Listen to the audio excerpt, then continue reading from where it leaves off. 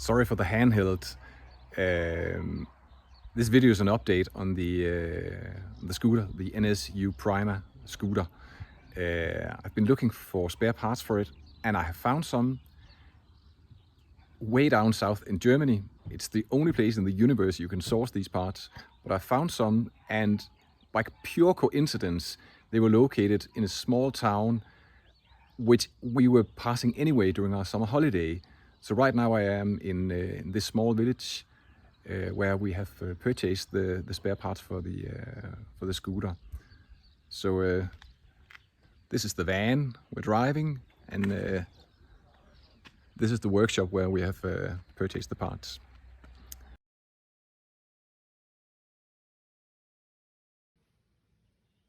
So here are the parts, and the shop was very kind to hand me the workshop manual. He says you cannot get this gearbox together without this workshop manual. It's completely impossible. So have this.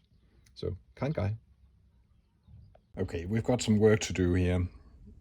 I need to fix the transmission on the NSU Prima. I've got some new parts. As you saw, coincidentally, everything aligned with picking up parts. Pretty much the only place in the universe where I could source parts was in a very small village in Germany that happened to be on our way on our vacation in Italy. So we drove a detour of only 6 kilometers and met up with the owner of Motske, NSU Motske. Spoke with the guy, got some tips and tricks for reassembling this. He said it's going to be very tricky. I've done it once before. Back then I didn't find it particularly tricky, but this time I've got some more information. I've got this book, Reparaturanleitung. So this is the repair handbook. There are some critical measurements in the manual that I simply need to make sure are within spec. I decided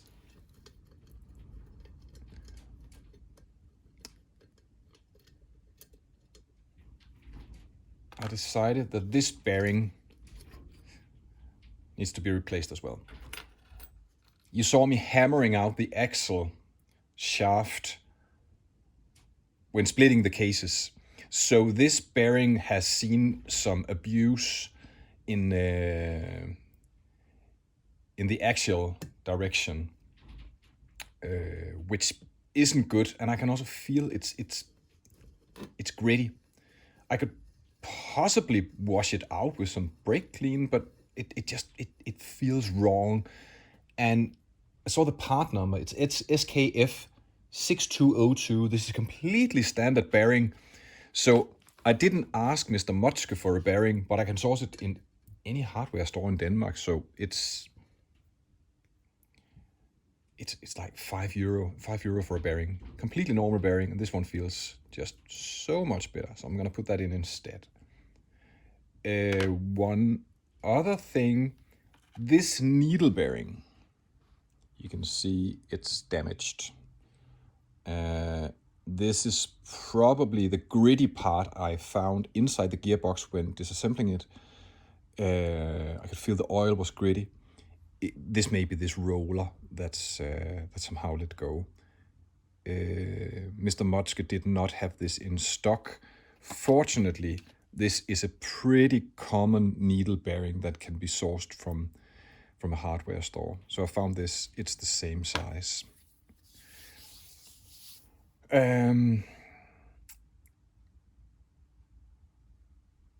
The first thing I'm gonna do is I'm gonna replace this Half Moon Kickstarter shaft.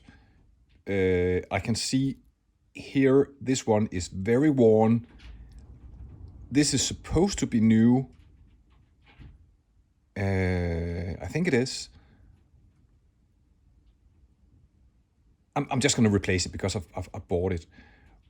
What I need to be aware of here is this groove. I'm using this later on in the build, so this needs to be clocked according to the half moon where I press it on. So the splines can be aligned in a certain way. I need to make sure that when I put the new one on, it is located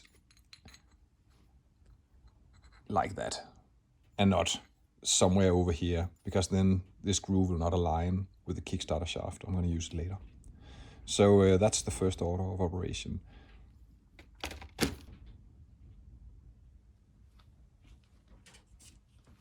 Okay, I've got the shaft supported here in my vise.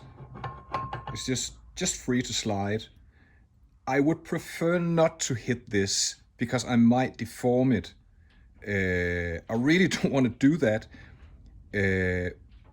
But I'm going to use and place some wood instead here to take part of the impact and see if it'll let go. If not, I'm going to change my strategy here.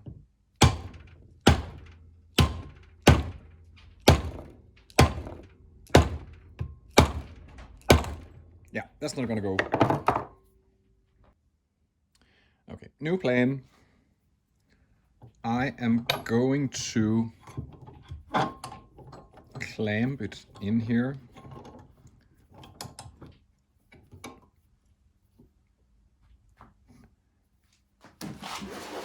And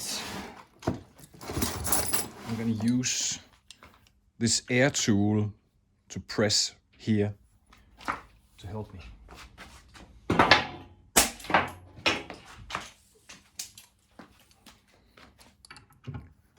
Cover your ears.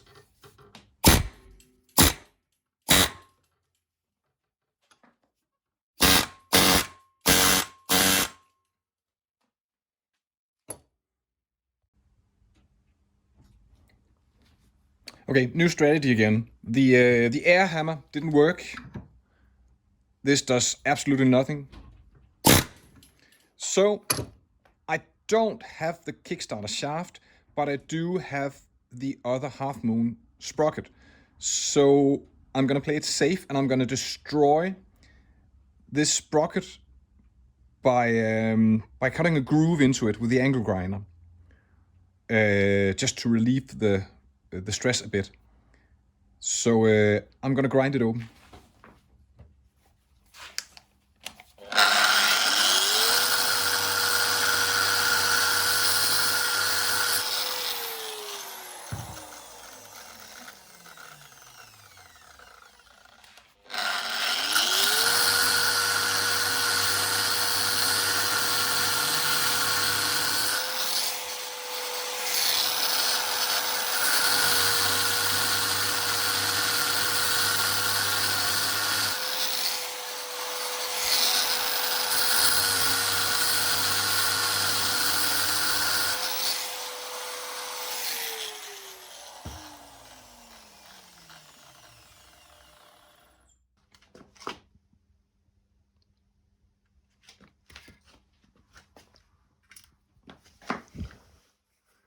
You can see I am cutting in here, trying not to damage the splines in the shaft underneath it. I'm trying to cut just deep enough to relieve the stress. If I do hit the shaft, it's not the end of the world. I can clean it up, but I would absolutely prefer not to. But here you can see the depth that I'm going to. I'm going to go a little bit further, especially in here. I'm not deep enough in here.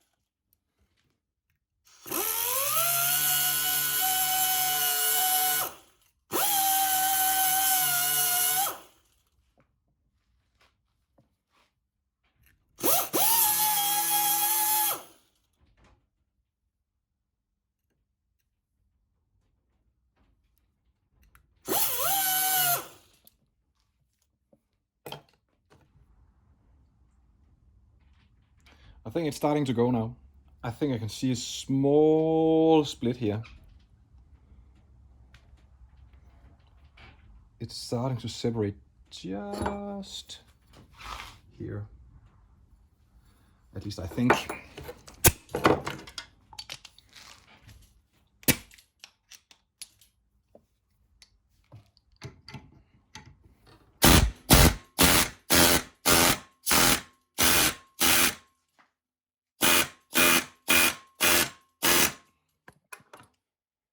Yeah. So now's probably the right time to index it and make some kind of a mark.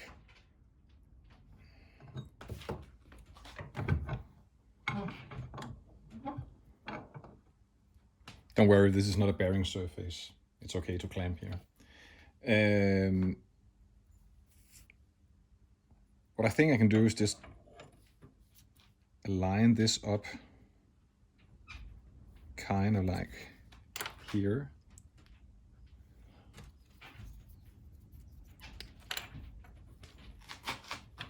Make sure they're pretty well aligned, which they are.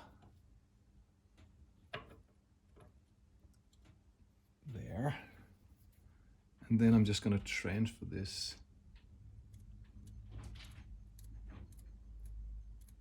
slit over here, because then I can use this black mark here to align up with the scratch that I made here with the grinder. So that should align them. Okay.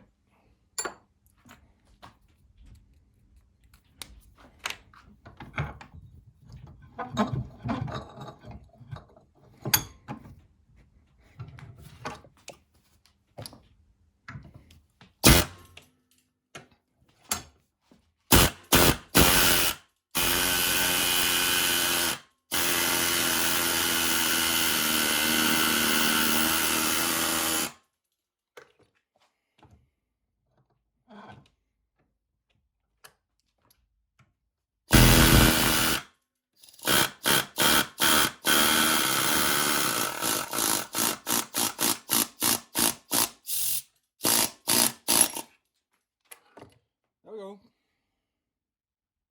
And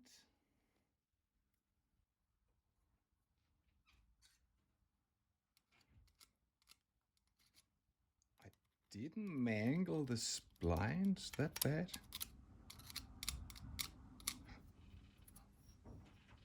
I think that's good. This looks all right.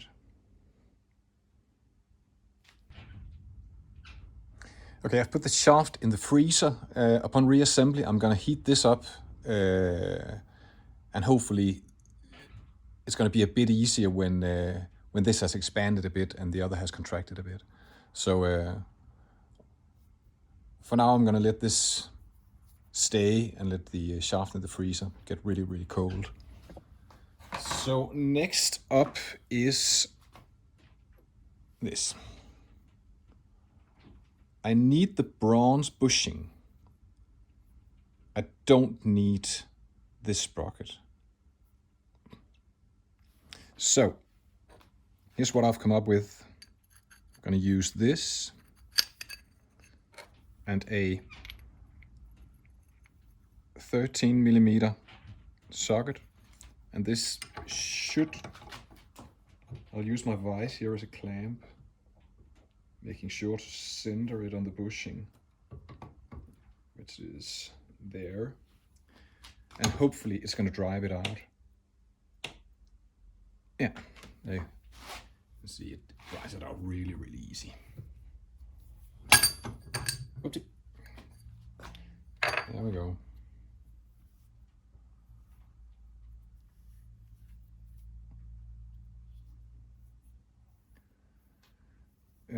This may be all right, but I can feel there's a lip here.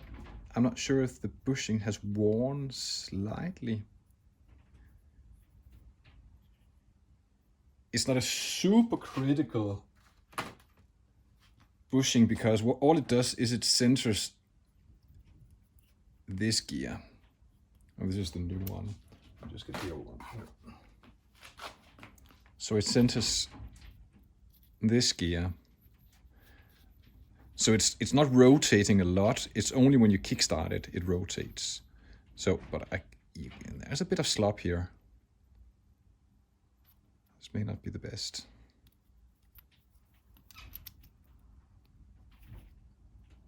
No, it's not going to go in the other way.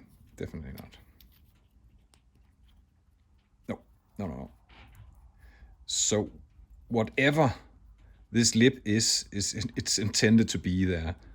It's not going to go the other way. I can only just feel it with my nail here.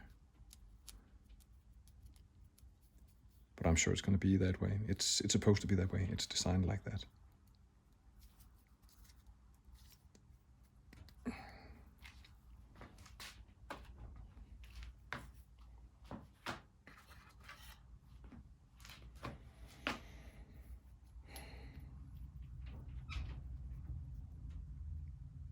Yeah, for pressing it in, I'm just going to oil it up a bit.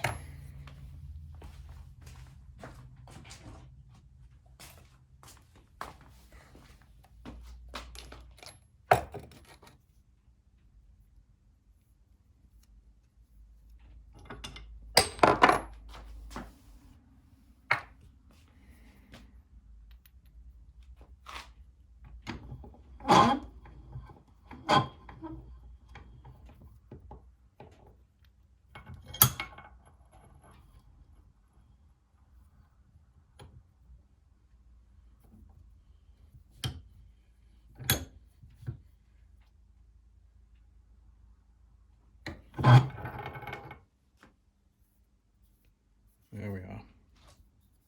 So it's not completely flush. So that's reinstalled.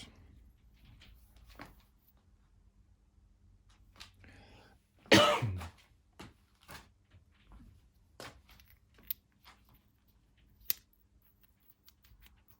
this catch is nice.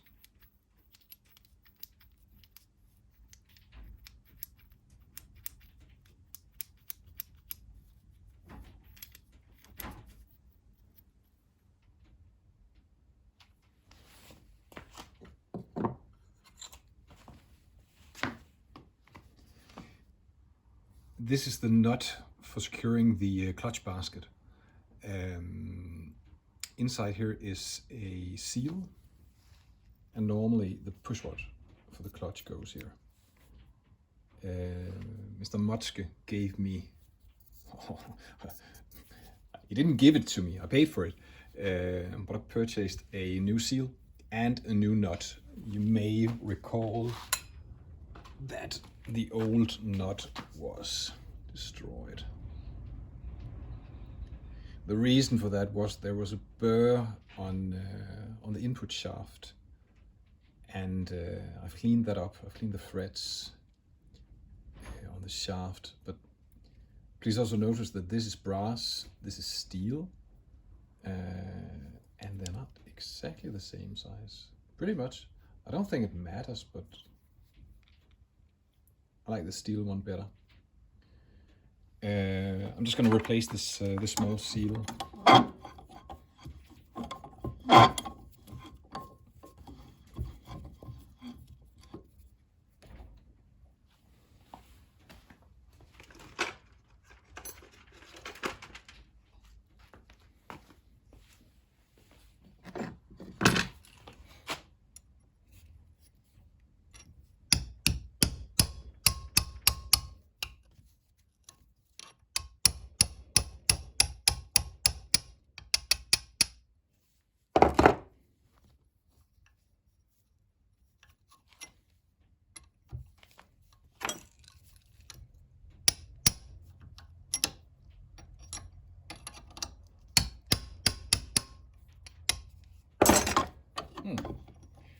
This isn't working out the way I expected.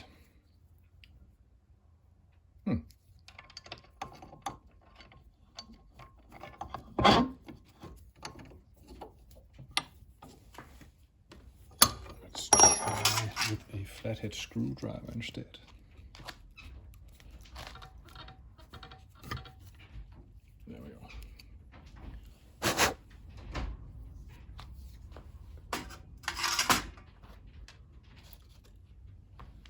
And here's the new seal.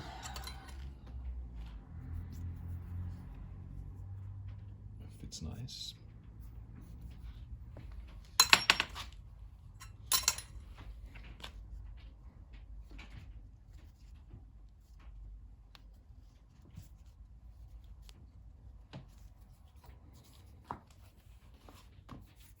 There we go.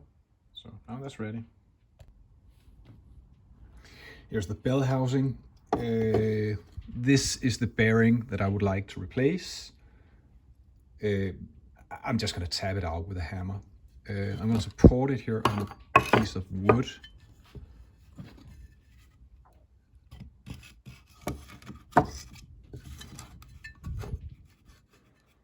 And hope that this is going to be okay.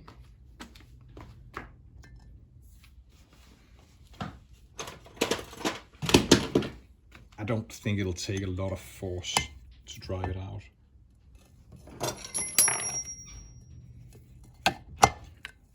This is obviously going to destroy the bearing because I'm hitting on the inner race here.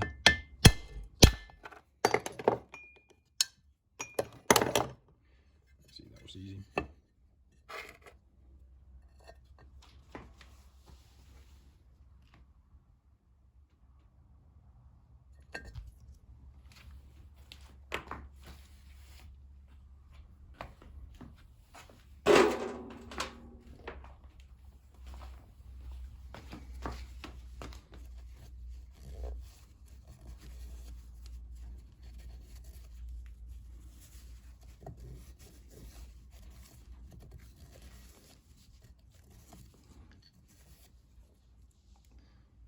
The seal for the input shaft looks fine. Can't see any damages to that.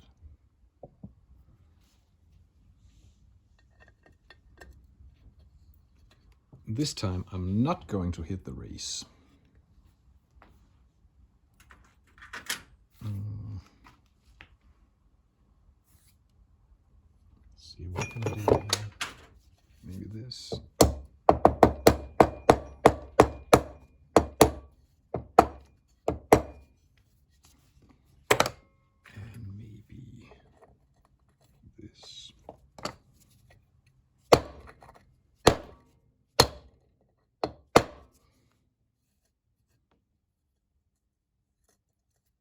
That's it. You can hear the sound changing when it seats. You can hear it becomes metallic, the sound. Instead of this hollow thud sound, it becomes metallic. So it's fully seated now.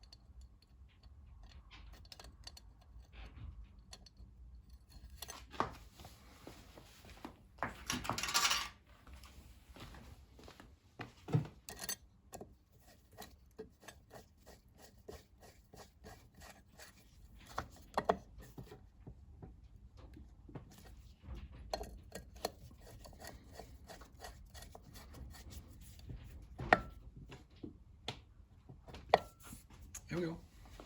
I'm just going to clean up the mating surface here for any gasket material.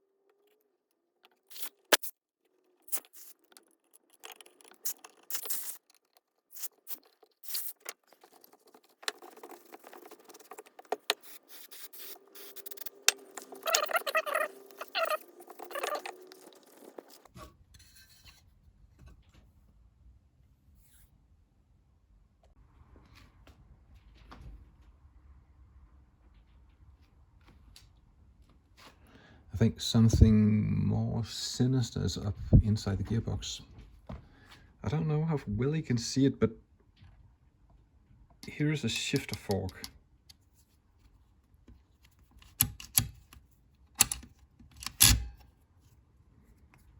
Can you see this gear here? It's just ultra thin, like paper thin. It shouldn't be like that.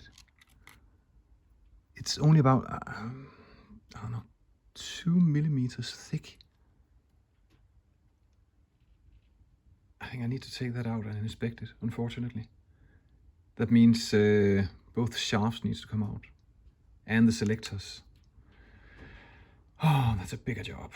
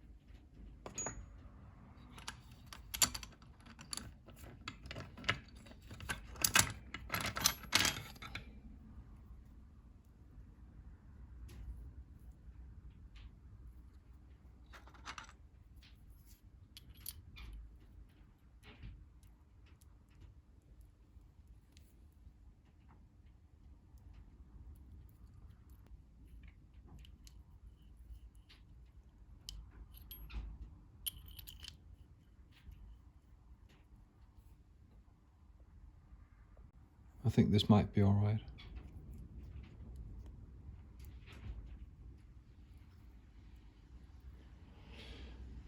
I'm glad that I checked it anyway.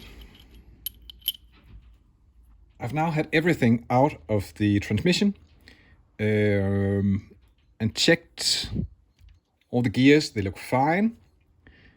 The shift, it's not a shift drum, it's a shift plate that controls the two shifting forks. There's one way down at the bottom, and there's one here. I've had those out, had this plate removed. This is an adjustment for some tabs down here. It's quite complicated, but it's back together now, and all the gears are there. So if I move it like there, this should be neutral. And you can see I can hold the output shaft fixed. It's not moving, and the input shaft is driving. So this is neutral. So going down one like this, there should be a gear, and there is. You can see the output shaft is slowly turning. Here's another gear. This should be second. And there should be one more.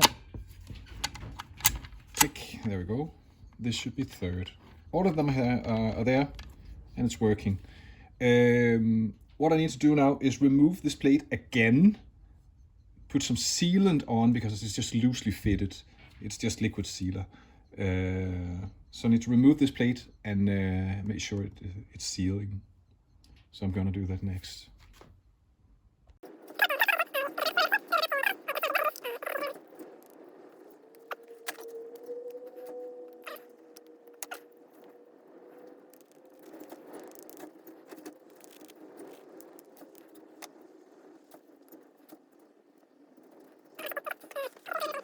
This spring needs to align with this tab down here.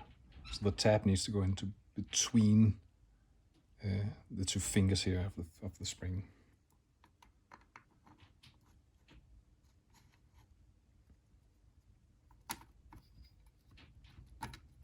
Yeah, like that.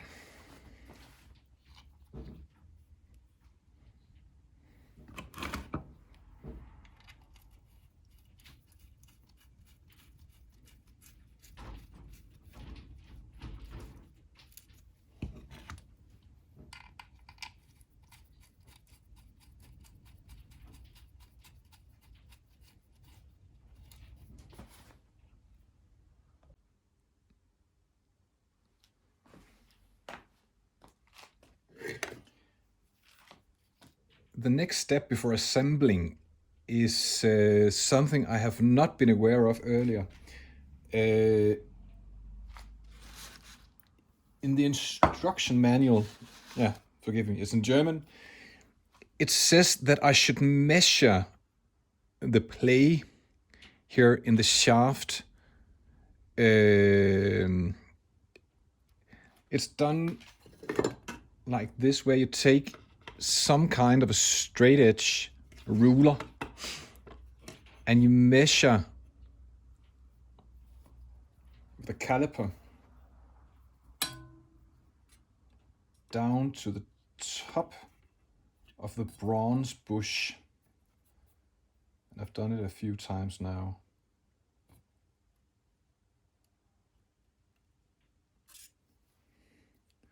So this is 31.6. You can't see that, I can. It's 31.6. The height of the ruler is 50.0.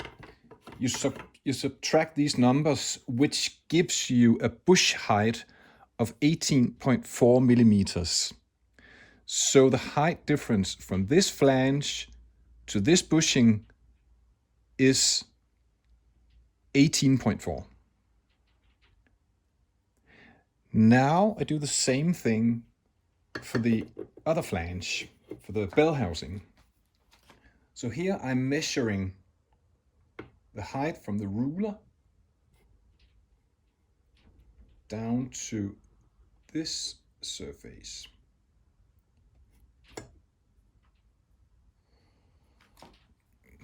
Which is 69.7.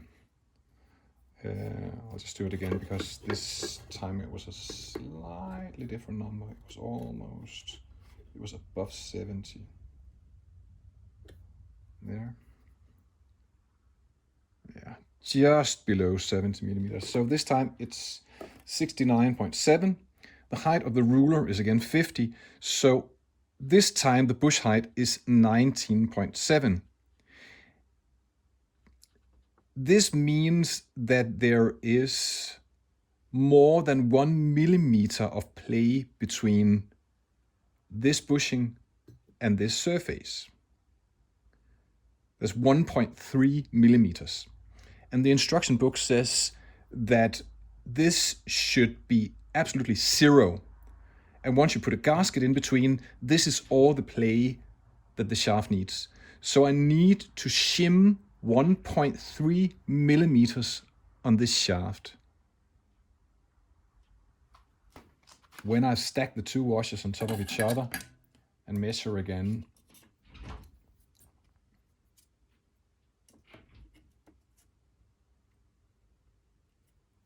I get, whoops,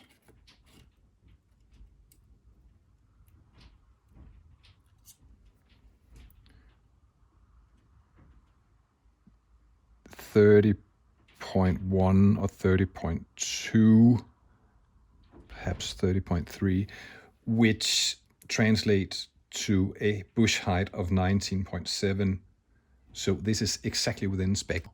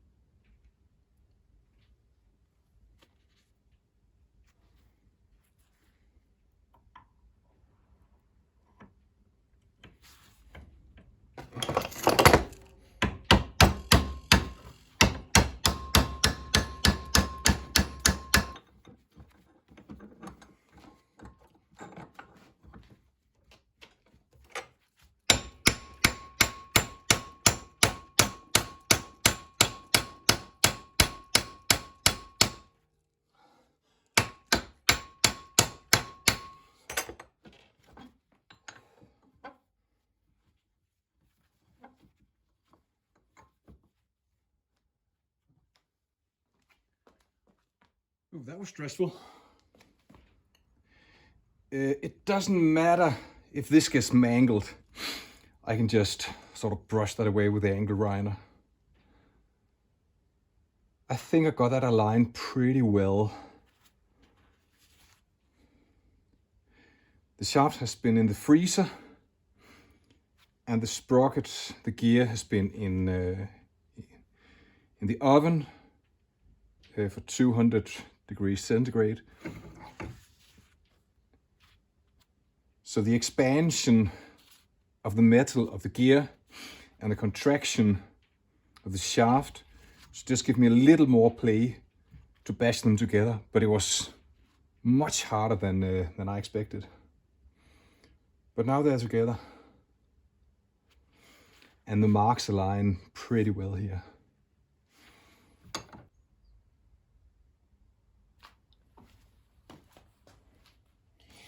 You saw me do measurements with a straight edge from this flange to the top of this bush, making sure to shim. Can you see that? Yes, you can. Making sure the shim distance between this bush and this bush should be 0. It says so in the instruction manual, but I think the manual is wrong. Or I'm being an idiot, because this is the Kickstarter model gearbox. And what I'm seeing in the instruction book is not from this particular model. The reason why it won't work is because the shim I thought should be there was this one and this one. And if I do so, I have the correct distance. So with the gasket in between, the space is perfect. So that's the correct tolerance. However, that won't work because the spring needs to go here, and the spring sits inside this groove, inside this gear. So that won't work. So if I put the shims in, the spring sits higher and it doesn't push this gear. So that's definitely wrong. So what about the other way around? What about the shims pushing here? Well, that won't work either, because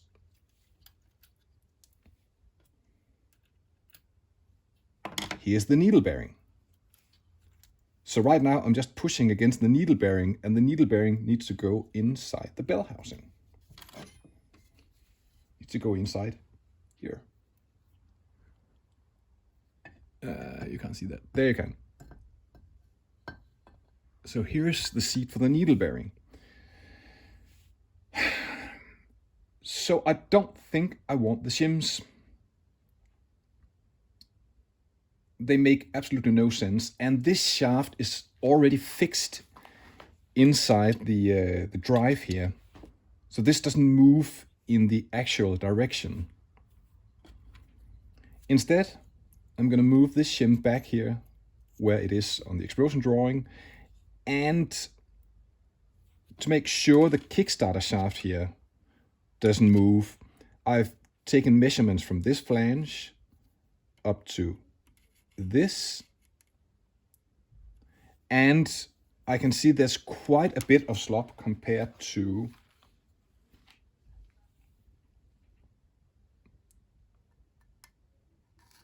this seat. It's close to 1 millimeter. How it was originally on the explosion drawing was there is a circlip here that sits in a groove, and on top of this is this washer. So that's the correct distance according to the instruction book.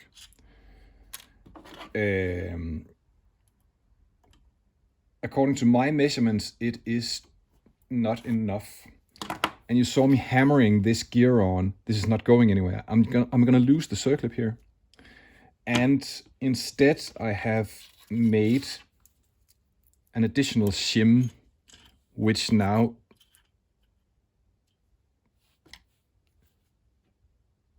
makes sure that the distance from this flange up to here is exactly the same as this flange, this flange to here. So with the gasket in place, I have 0.3 millimeters of play. That should be fine.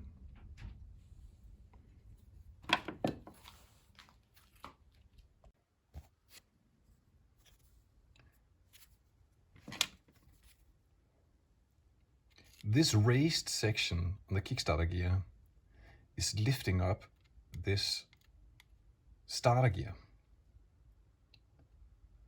So right now it is riding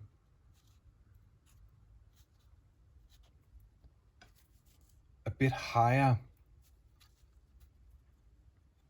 than the gear below, you can see here, which enables me to turn the gear below quite free. So there is just enough room for the gear below to turn without engaging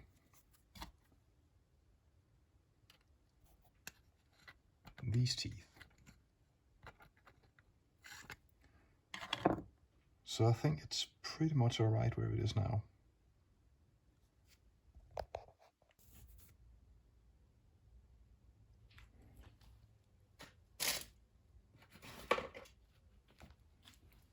So now it's time for the gasket, which goes like so.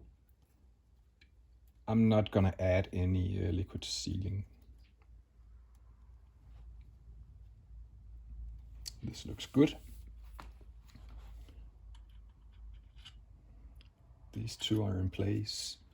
This is all right. And there's one shim down here.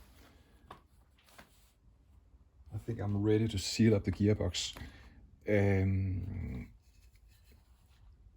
order to not damage this new bearing, the instruction book says to place it like this.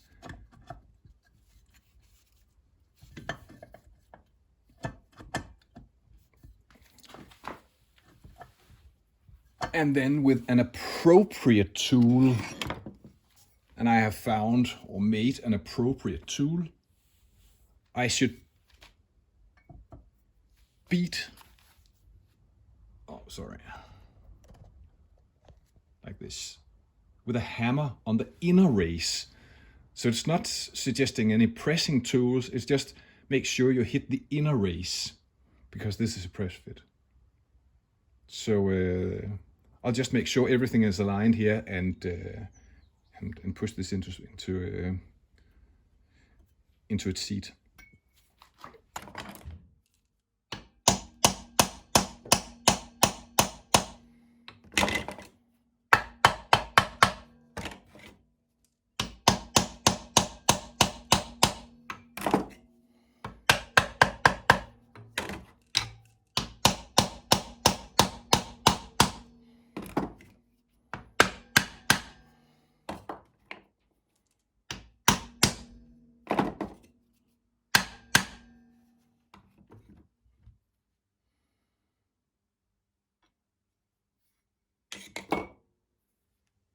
Okay. Like that, it's back together.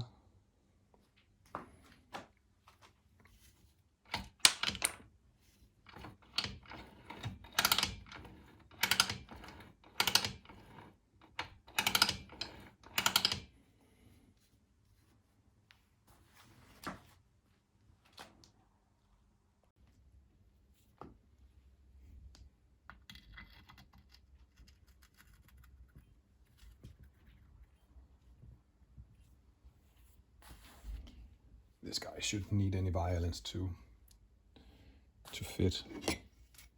So I'm just gonna gently persuade it.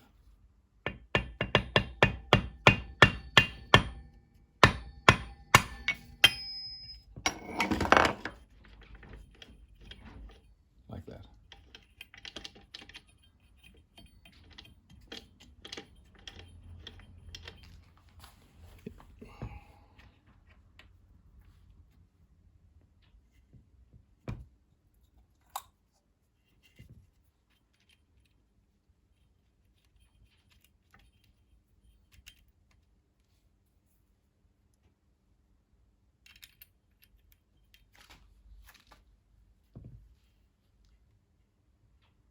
Oh, here's an important bit.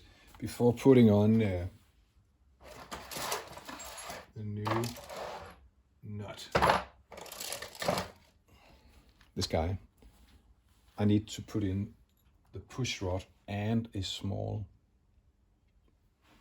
ball bearing, like that. The push rod will fit through, but the bearing won't, as far as I recall.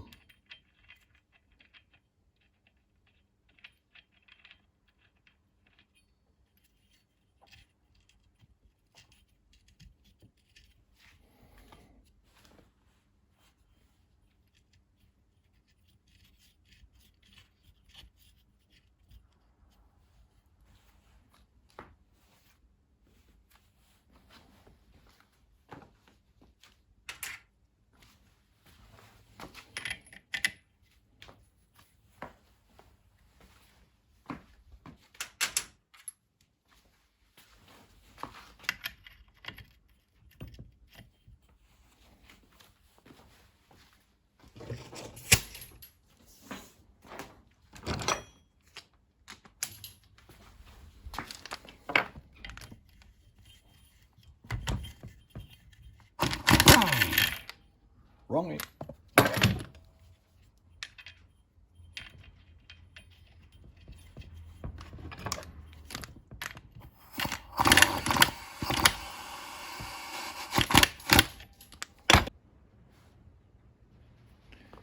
Right, let's test everything. The clutch is working. You can see the push rod here is being pushed out, so that's fine.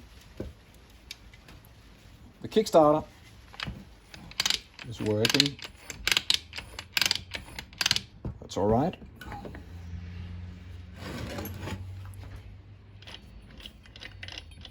Right now it's in neutral.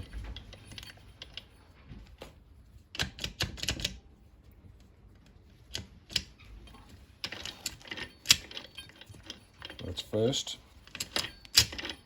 second, third. No more gears. Second, first. No, this is neutral.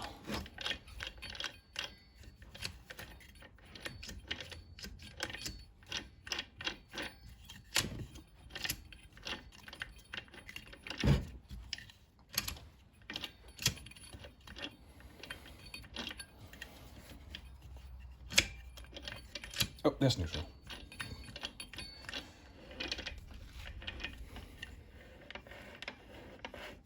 All the gears are there.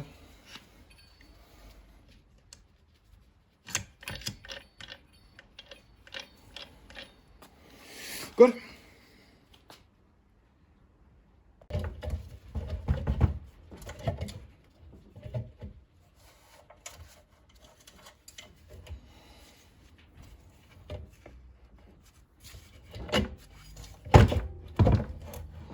Click.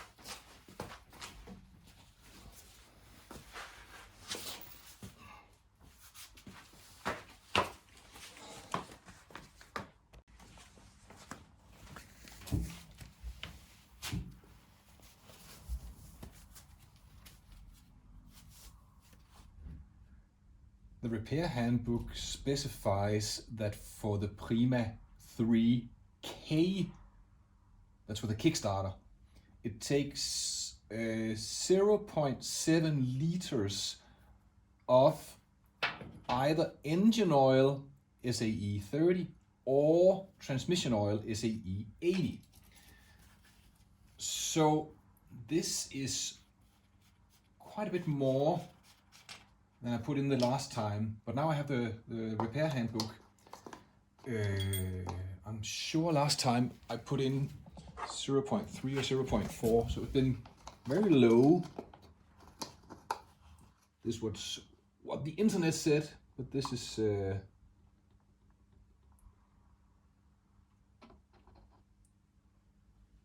the correct repair handbook from Mr. Motschke. So I trust that more.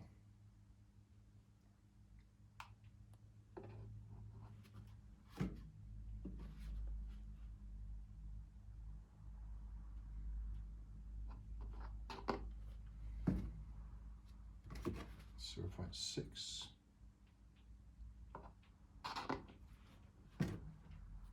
That is 0.7.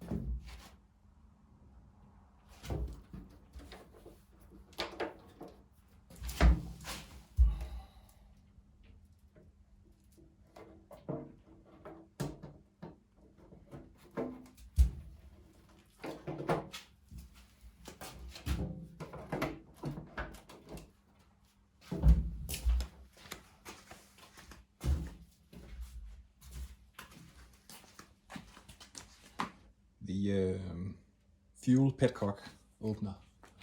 It's the handle.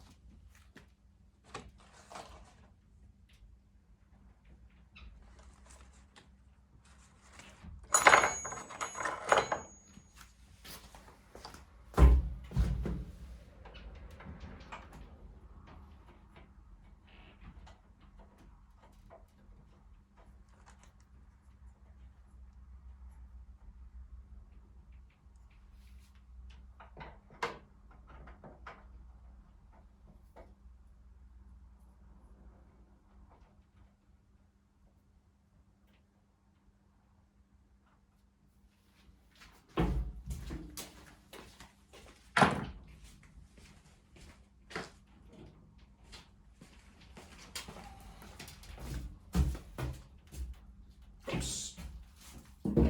Forgot the spark plug.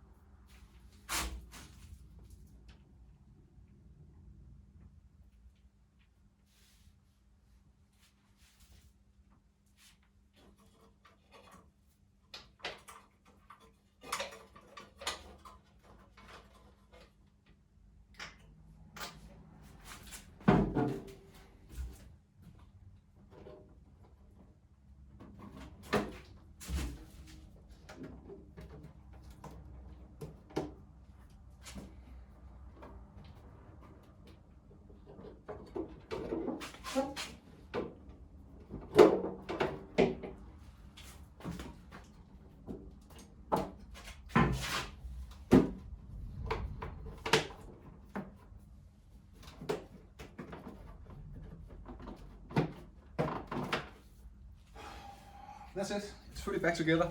I'm gonna wash my hands and see if it will fire up.